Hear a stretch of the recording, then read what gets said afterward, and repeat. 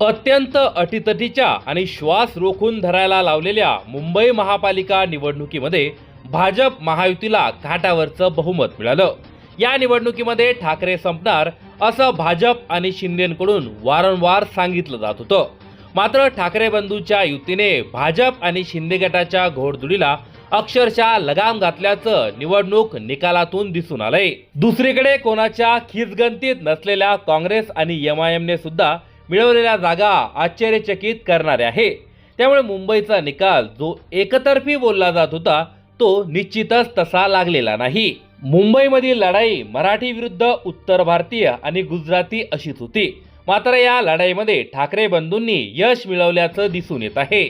मुंबईतील मराठी बहुल भागांमध्ये फक्त आणि फक्त ठाकरे बंधूंना मराठी मतदारांनी कौल दिल्याचं दिसून येतंय। तर दुसरीकडे उत्तर भारतीय आणि गुजराती लोकसंख्या असलेल्या प्रभागांमध्ये अपेक्षेप्रमाणे भाजप महायुतीला यश मिळालं। त्यामुळे नवी मुंबईप्रमाणे शिंदेंचा टांगा गणेश नाईकांनी उलटून टाकला त्या पद्धतीने मुंबईमध्ये सुद्धा भाजप आणि शिंदे गटाच्या महायुतीचा टांगा पलटी होता होता वाचला आहे।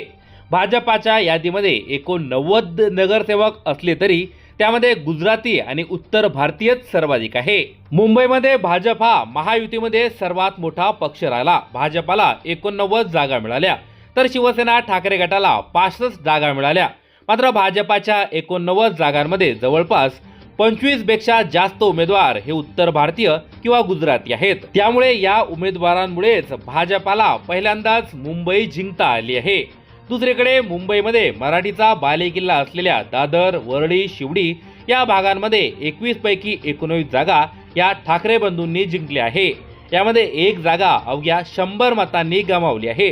त्यामुळे 21 पैकी 21 जागा यांना मिळतील असं बोललं जात होतं। मात्र 21 पैकी 19 जागा जिंकत मराठी मनाला साथ घालण्यास ठाकरे बंधू यशस्वी झाले आहेत। दुसरीकडे धारावीमधील 7 पैकी 6 जागी महायुतीचा पराभव झाला।